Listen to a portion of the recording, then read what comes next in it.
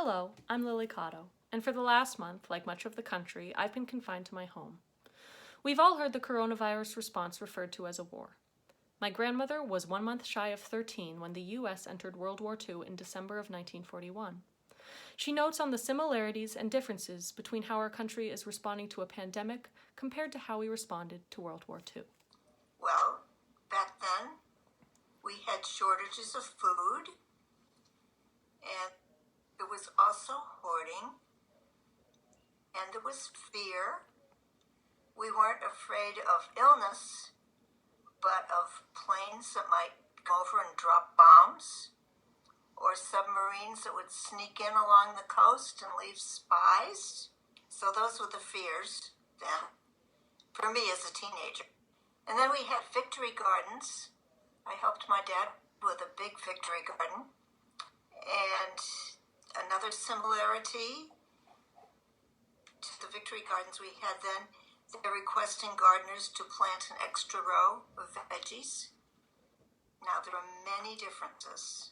World War II was not worldwide because there were many neutral countries, and the pandemic is worldwide.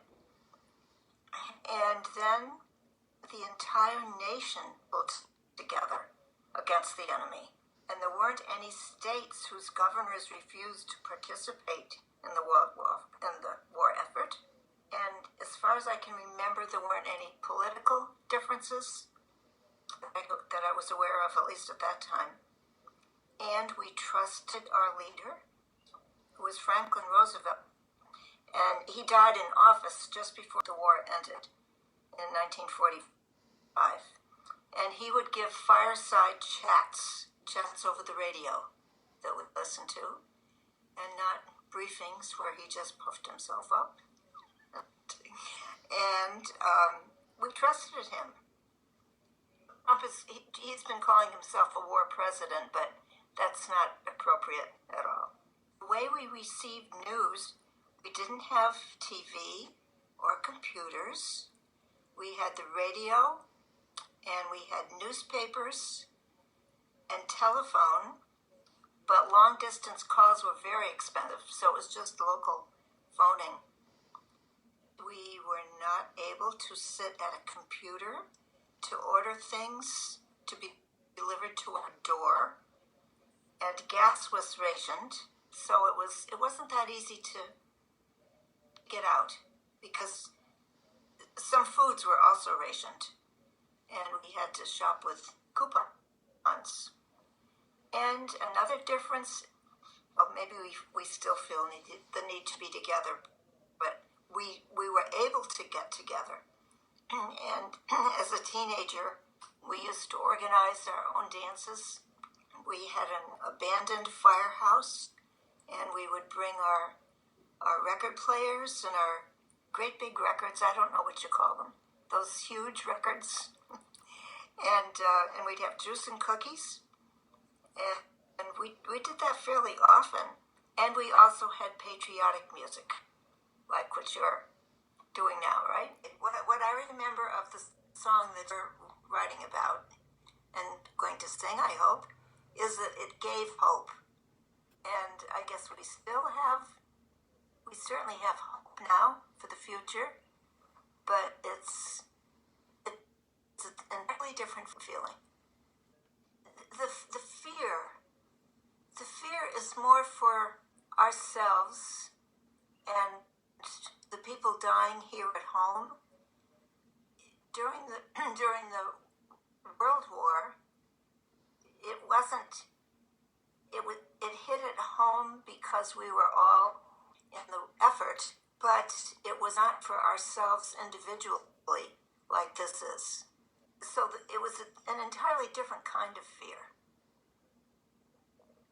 Today I will sing The White Cliffs of Dover. The song has been a favorite of mine ever since I first heard it at a sing-along with my grandmother, aunts, and uncles when I was 12 or 13, the same age my grandmother was at the start of World War II. The music I have for the song begins with a familiar melody.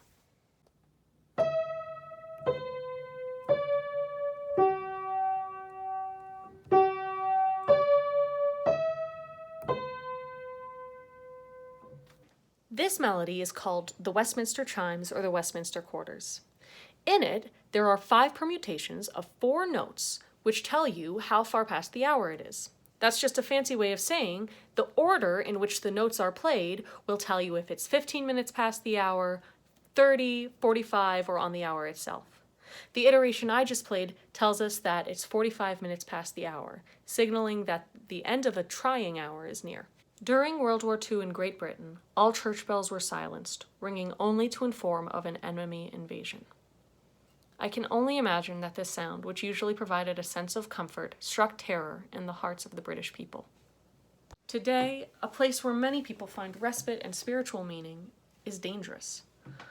Religious centers such as churches, synagogues, and mosques are closed to prevent the spread of coronavirus and to save lives.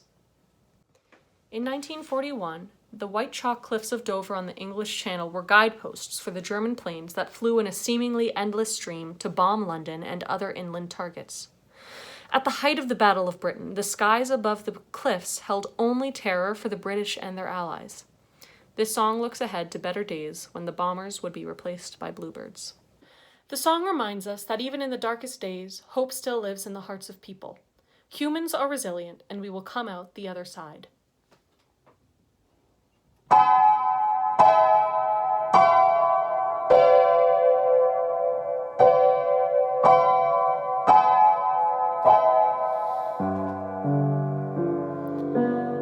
There'll be bluebirds over the white cliffs of Dover tomorrow.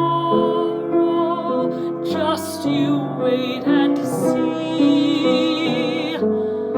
There'll be love and laughter and peace ever after tomorrow when the world is free. The shepherd will tend his sheep, the valley will bloom again, and a chimney will